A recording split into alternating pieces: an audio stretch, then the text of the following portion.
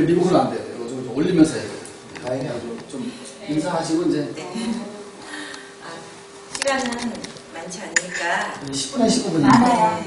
네. 저기 어제 한 11시 정도에 사무실에 가가지고 시작을 하다가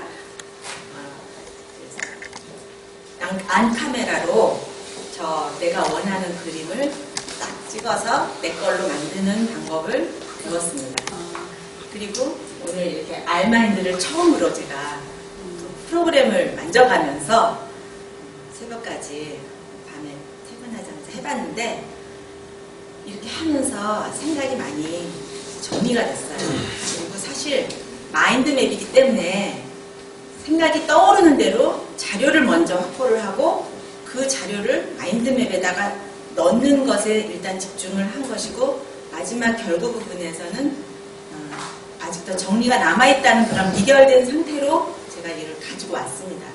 그러니까 좀 부족하더라도 많이 양해해 주시고 제가 말하고 있는 것 중에 여러분이 떠오르고 있는 다른 것이 정리됐으면 하는 바람으로 아무거나 막 짚었다고 생각을 합니다. 그러니까 이런 것들이 나중에 여러분에게 정리되는 데 도움이 됐으면 하고 우리가 나중에 토론이 된다면 정말 사회적으로 우리가 생각하고 있는 것이 더 큰 선한 영향력을 미칠 수 있는 그런 시간, 그런 계기가 됐으면 하는 바람입니다. 감사합니다. 끝났습니다. 지금 스캔들 미술사 표지 보이죠? 네. 스캔들 미술사는 여러 가지로 정말 스토리텔링이 들어있는 미술사이기 때문에 스토리텔링이 이 속에 녹아있는 것만큼 우리 마음이 많이 설레었어요. 그리고 내가 하고 싶었던 그런 종목들도 있었는데 정리가 안 됐기 때문에 다른 분이 하는 걸 들으면서 이거 정말 잘해야 되겠다 이런 생각을 많이 가졌고요. 이 스캔들 미술사의 저자부터 살펴볼게요. 하비 레클린이라는 사람은 수학, 미술, 음악 여러 면에서 아주 다방면에서 미인이더라고요. 그리고 수백 인기 시리즈에 정말 수백 회에 출연했던 사람이고요. 이런 사람이 여기에 다른 저서를 보면은 유물을 통해 본 세계사라는 게 있잖아요. 고대 유물을 가지고 세계사를 다 엮어내시는 아주 이야기들을 많이 알고 있는 분이에요. 그래서 유물이면 유물, 그림이면 그림. 이미 세계사로 능통했기 때문에 그 모든 것들에 숨어있는 그 스토리들을 다 말할 수 있는 사람이었군요. 그리고 뉴욕타임즈에서 또 작가, 법, 질서 이런 것들에 대해서 기고를 했던 사람이니까 법에 있어서도 엄청 소양이 높은 사람이죠. 자, 그래서 저는 그 중에 저자 맥클린은 이것을 집대성한 사람이지만 그 중에 계약 결혼이라는 그림 하나를 가지고 하비 레클린은 어떤 설명을 붙여 넣었나 그거를 살펴보게 됐어요. 그 계약 결혼을 그린 사람은 1800년대 중반에 윌리엄 퀼러 오차드슨이라는 사람인데요. 이 오차드슨은 그 그림이 탄생하게 된 사회적 심리적 배경을 일단 먼저 살펴봤어요. 이 사회적 심리적 배경에는 이 시대는 빅토리아 시대예요. 1867년도에 30세 중반이었던 이 잘나가는 화가가 친구 집에 기거하게 된 거예요. 스코틀랜드에서 고향이었기 때문에 친구 집에 기거하게 되면서 스코틀랜드를 떠나서 친구 집에서 기거할 때 그 친구가 또 이웃 사람을 소개시켜 준 게 바로 자기 아내 장인이 된 거죠. 그때 아내 나이는 13살.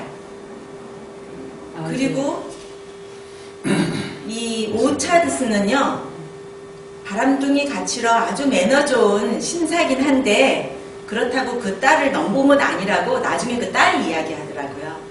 딸은 엄마를 나중에 후담으로 모든 것을 설명해내는 또 스토리텔링의 대가였던 것 같아요. 그래서 딸이, 그러니까 20살 차이 나는 아내를 39세에 결혼식을 하게 돼요. 잘 키워서. 네.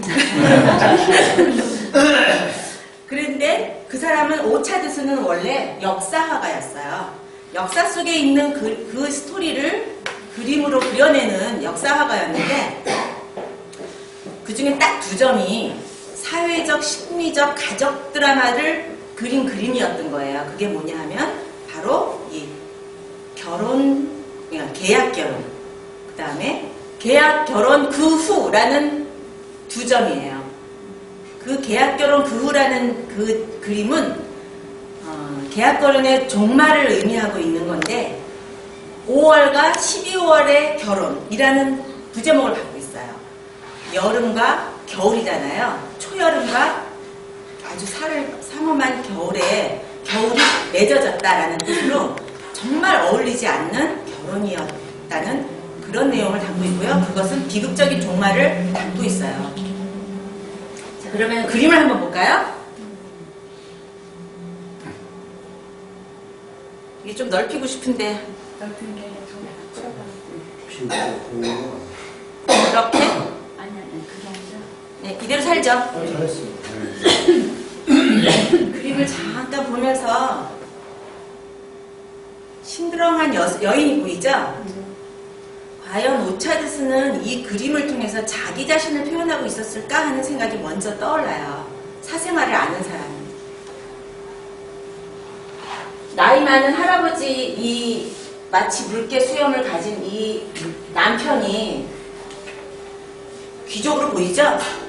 오차드스는 이렇게 상류계층에 숨어있는 방 속의 심리적인 거를 표현한 거예요. 근데 이 여자는 지금 막 파릇파릇 20대로 보이죠? 굉장히 물오른 여자예요. 그런데 땅에다가 시선을 꽂고 전혀 이 앞에 있는 모든 음식이나 남편이나 모든 거에 관심이 없어요. 아름다운 옷을 입고 멀리 떨어져서 시선은 밖에다 땅에다 내리꽂고 턱은 괴고 말을 잃어버린 이 마음이 어떨까 상상이 되죠.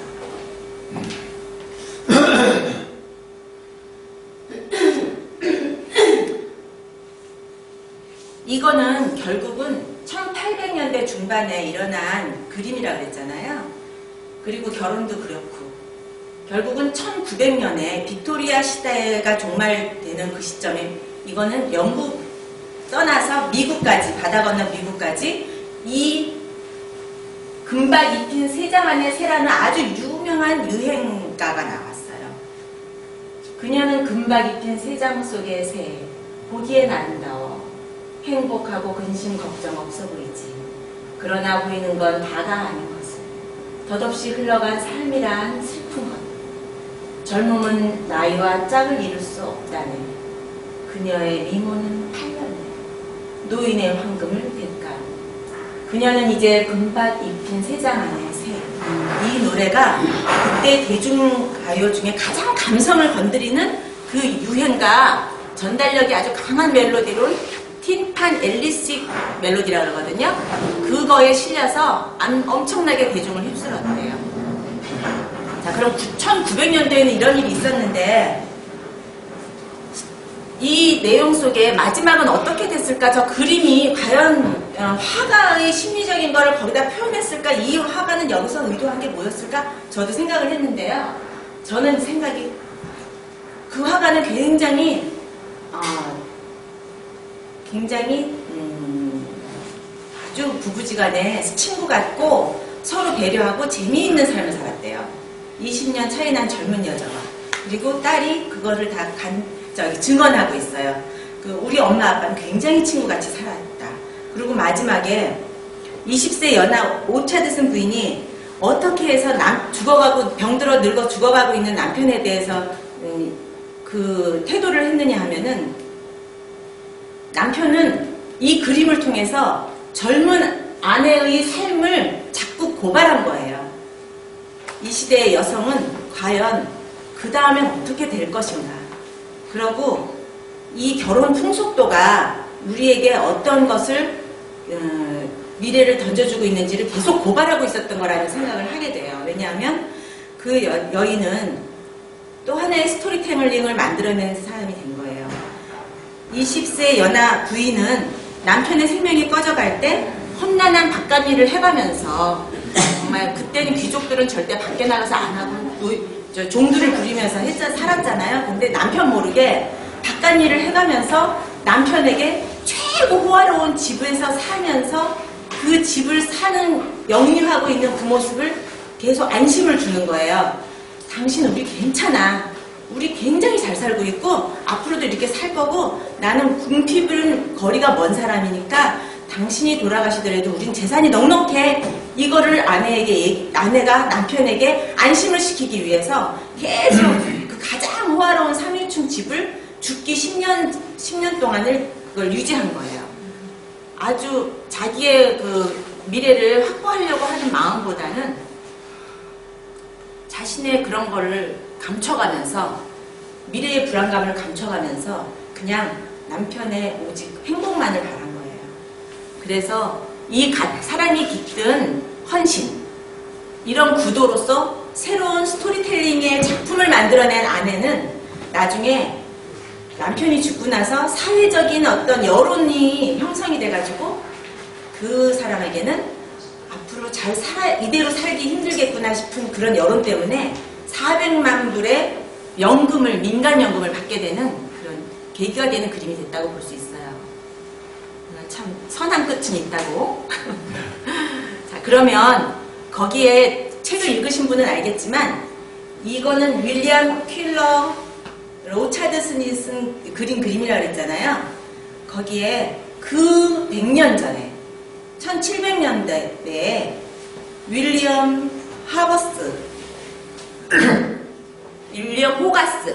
호가스가 이미 연재로 이런 그림을 그린 바 있다라는 게 있었잖아요. 그 내용 속에 있어요. 그러면 그 1700년도에 무슨 그림이 그려져 있었나?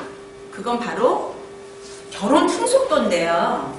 드라마처럼 6장의 그림을 통해서 굉장히 많은 인기를 몰았던 그림이었는데 윌리엄 호가스는 첫 번째 그림 이걸 좀 확대하고 싶기는 한데 좀 앉았다가 괜히 자 정락 결혼이라는 그림을 그린 거예요. 이 그림은 첫 번째 그림은 귀족 막대기 없어요?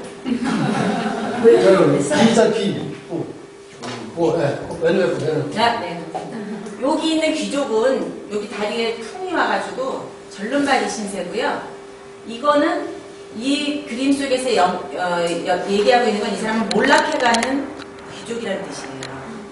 병들어서 더 이상 몰락해가는 귀족은 자기 족보를 들고 귀족의 족보를 가지고 여기 잘 나가는 상인이 돈은 많지만 요 딸을 시집 보내기 위해서 여기다가 돈을 쏟아내는 장면이에요.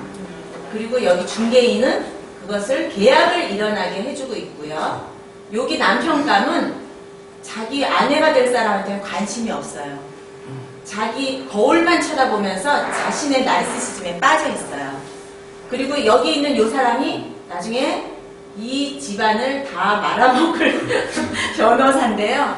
아주 엄변가기 때문에 아내의 마음을 사고 있어요. 이 첫 번째 그림 다음에 호가스는 여기 또 두 번째 그림을 이렇게 드라마를 형성했는데요.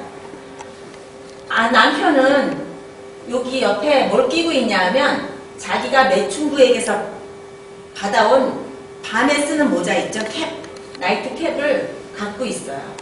그리고 여기에 지금 상징적인 요 그 개 두 마리가 똑같이 생긴 개 두 마리가 이렇게 매여 있어요. 두 개 철 사슬로. 그것은 이 계약결혼이 상징하고 있는 사슬인 거예요.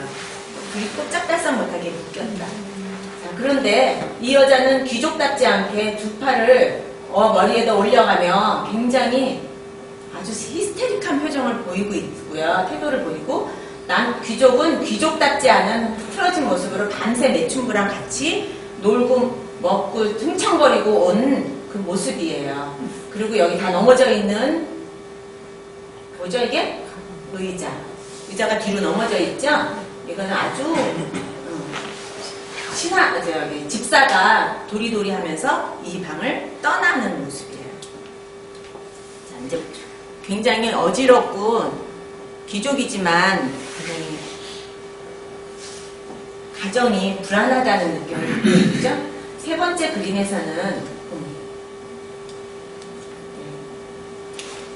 그림에서는 매춘부가 여기거든요. 그 머리에 캡을 쓰고 이 매춘부가 매독에 걸린 거예요.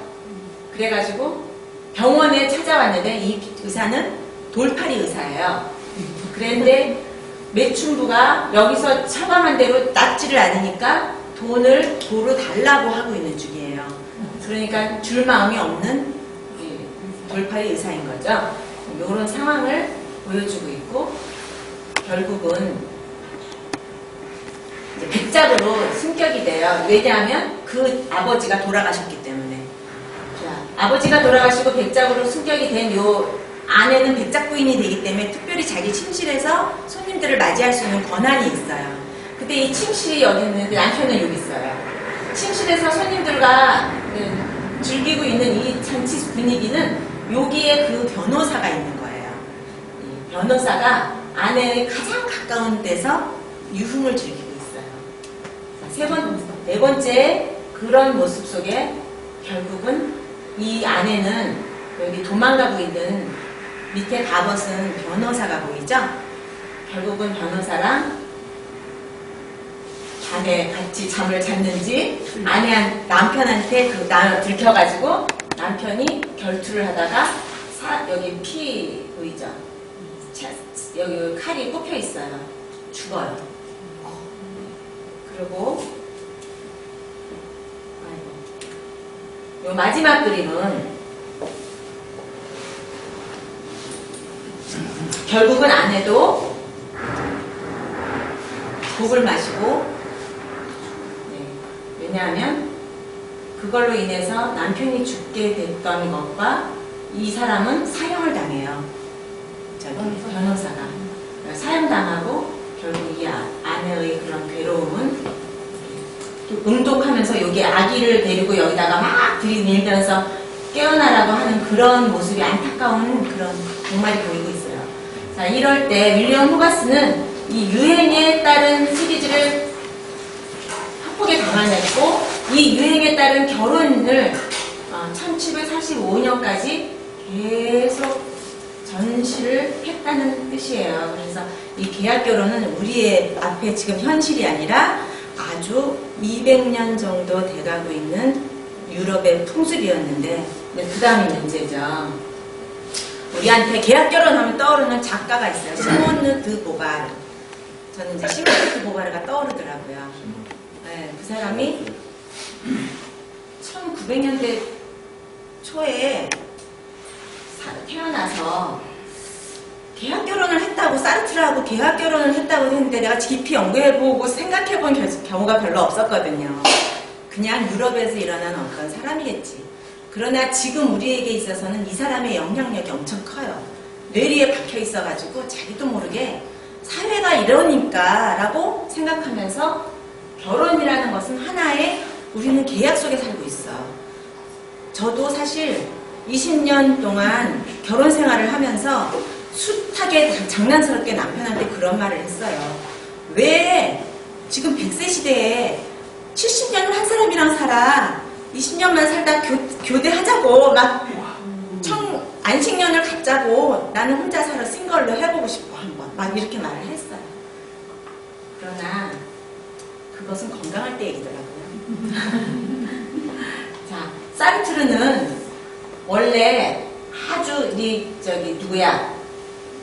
시몬느 드 보바르는 결혼을 못했어요. 그런데 아주 아버지는 굉장히 귀족이에요. 그런데 귀족이니까 대학교를 보낸 딸한테 귀족 가문으로서의 행실을 요구하고 있는데 얘 마음은 그게 아니거든요. 자유로운 어떤 것을 갈망하고 있어요. 배웠으니까. 그런데 사르트르가 나타난 거예요. 사르트르는 철학가고 연구가고. 그래서 이 사르트르에게 친해졌어요. 얘기를 자꾸 하면서. 그런데 사르트르가 군대를 가게 된 거예요. 군대 가기 전에 자기도 이 보바르가 너무 좋은 거예요.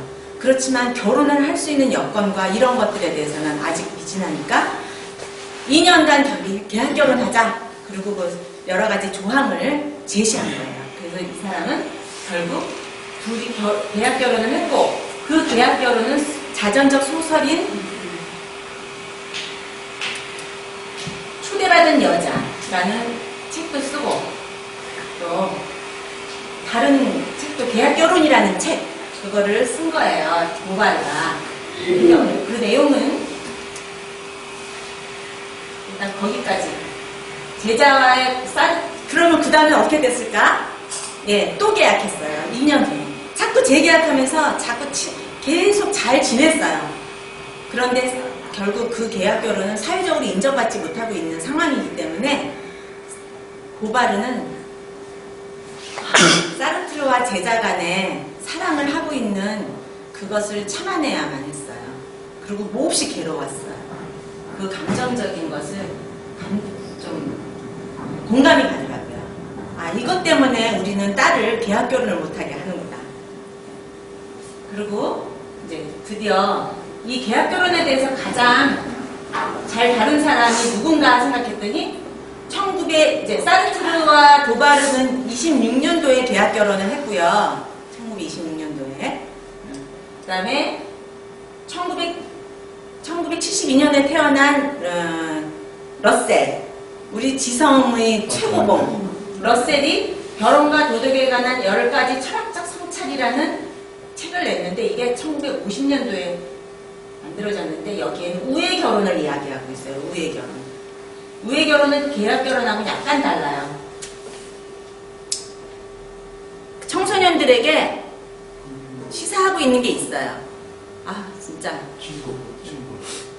그래서 이것을 건강한 사람이라면 성 경험이 건강하게 경험이 된 다음에 그걸로 인해서 결혼을 선택해야지 어떻게 집을 들어가서 보지도 않고 집부터 계약하고 집에 들어가서 살아보느냐 그것을 평생 가야 되느냐 이렇게 비유를 해가면서 결혼이라는 제도가 그렇게 흥청망청하면서 사람들한테 약간 정신 나간 상태에서 성경험을 하고 그렇게 가는 것이 결혼이냐 이런 질문을 계속 던지면서 결혼의 생물학적 기능을 인식시키느라고 그래서 임신이라는 것과 가정을 꾸미는 그런 적절한 방법으로 결혼을 선택되어지긴 하는데 임신하기 전에는 자유연애를 허락해야 된다. 이제 이런 이야기들이에요. 그리고 남자에게 여자는 위자료를 청구해서는 안 된다. 이런 조항들을 이야기하고 있어요. 그러니까 여기 계약결혼과 우애결혼은 차이가 좀 있죠? 우애결혼은 일정 기간 아이를 낳을 수 없으며 효과적인 피임 지식을 습득해야만 한다. 둘째, 아이가 없고 임신 중이지 않다면 상호 동의에 의해 곧바로 이혼할 수 있다. 셋째, 이혼할 때 아내는 위자료를 받지 않는다. 이런 우애결혼. 또 계약결혼은 알고 계시는 것처럼 서로 사랑하고 관계를 지키는 동시에 다른 사람과의 사랑도 용인해야 한다. 이런 것과 상대방에게 거짓말을 하지 않으며 어떤 것도 숨기지 않는 그 부부간의 신뢰. 또 세 번째는 경제적으로 서로 독립한다라는 이런 조항이 사르트르가 내린 거예요. 자, 그러면 이제 최신에는 계약결혼이 어떻게 일어나고 있나?